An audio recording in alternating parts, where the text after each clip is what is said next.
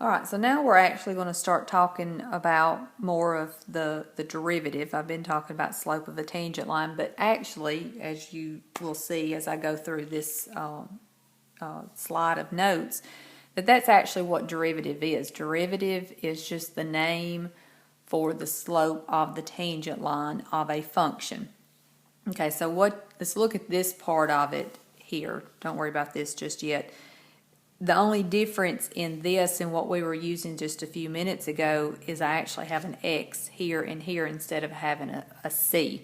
So actually you've already been doing this. But these next few problems, we're not going to be asked for the slope of the tangent line at a particular point. We're actually going to find an expression that will give you the slope of the tangent line at any point. So kind of going back to this other problem that I finished just a minute ago, like for instance, this right here, this expression I used for both of these points. I would use this expression for any point that's on this function. If I wanted to know the slope of the tangent line, this would work for every single point. So that's what we're actually going to be looking for, is just this general expression in these next few problems, and most other times, instead of always looking at it at just one particular point. Okay, the notation that you have here in front, you would read this as f prime of x, so it's just a little tick mark that you put there between the f and the parentheses, but it's f prime of x. It's not a first power, it's kind of like an apostrophe, like we just refer to it as like a tick mark, but that is the notation for derivative. Okay, so you will be seeing that numerous times over the next several weeks. So this bottom statement, the process of finding the derivative is called differentiation. So the result, the answer that you're getting, is called the derivative of the function. But the actual process that you have to go through is called differentiation. And then it goes on to say a function is differentiable at x if its limit exists. So you have to think about the limit's going to have to exist in order, to be able to do the differentiation, because we're doing it here based on knowing a limit. Okay, this next slide is just some notation that you need to be familiar with. Of course, this one I've just showed you. This is the most common, the f prime of x. This notation here is also pretty common. Of course, I've written here how you would read it. You would say the derivative of y with respect to x. So when you have a function, and again, I'm just pulling this example here back up. Of course, most of the time we say f of x equal, but f of x is the same thing as y. So you're taking the derivative of y with respect to x. So this is a y function with respect to x, because x is the variable that's used in the function. So that's what that actually means. A lot of the times it is just read dy dx. So using the little tick mark again, instead of saying f prime of x, you can just say y prime. These are another two notations. This is actually telling you to take the derivative. You'll see as I start working some problems and I find derivative, I'll start off by using, usually one of these three notations, just meaning what I'm doing, what you're seeing is a derivative. This would be the notation telling you to do it. Like instead of having instructions that said find the derivative, you could just put this in front of your function, and that means find the derivative. This is another notation, and that is written as a subscript there. It's not common at all. Like I said, typically it's one of these here at the beginning, and you'll see this used as well. So this just means you're doing the derivative with respect to x of this function, is the way that would be considered.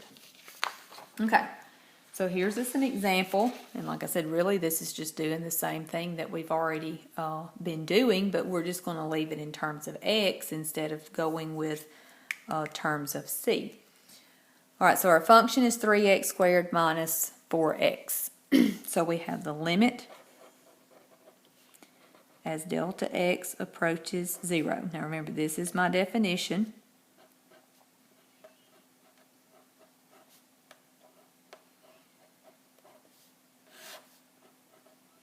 Okay, so applying this to this function.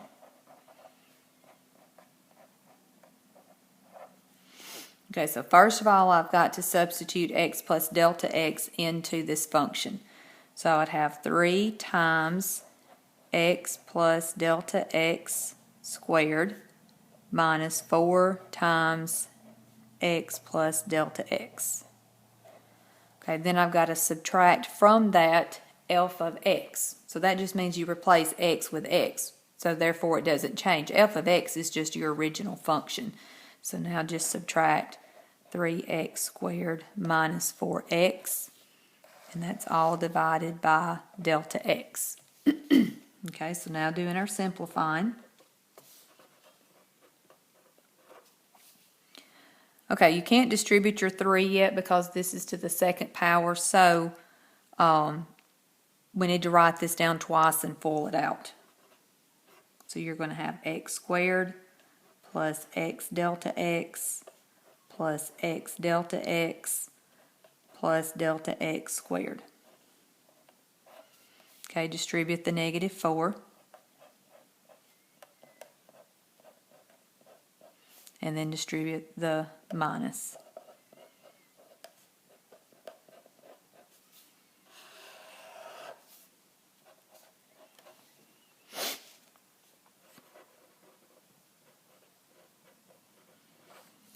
Okay, here I've got to distribute the 3.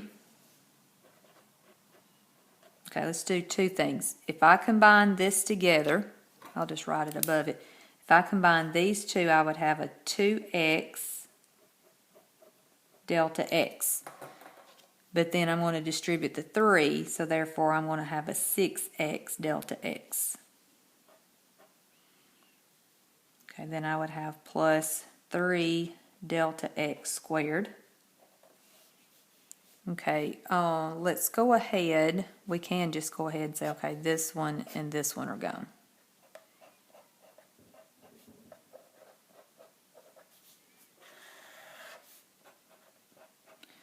Okay, so now I see this term and this term are going to add out. Now, look at the 3 we've got left. They all contain a delta x, so you're going to factor out that delta x.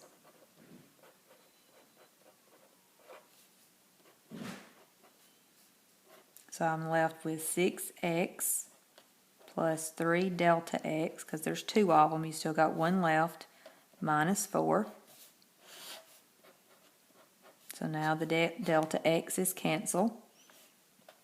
So let's do our direct substitution. So you're going to substitute 0 in for delta x. So I have 6x minus 4. Okay, so this is your derivative. This is f prime of x. Again, you've got 3 different notations that you could use to indicate derivative, but that's what you have found here is the derivative. Now, like I said before, I don't have a specific point, but like if you graphed this and you went to the table and you pulled any point that you wanted to out of your table that's on this function, you could plug the x value in, and that would give you the slope of the tangent line at that particular point. So like I said, this is just a general expression that would produce that slope of that tangent line regardless of which point it is that you're looking at.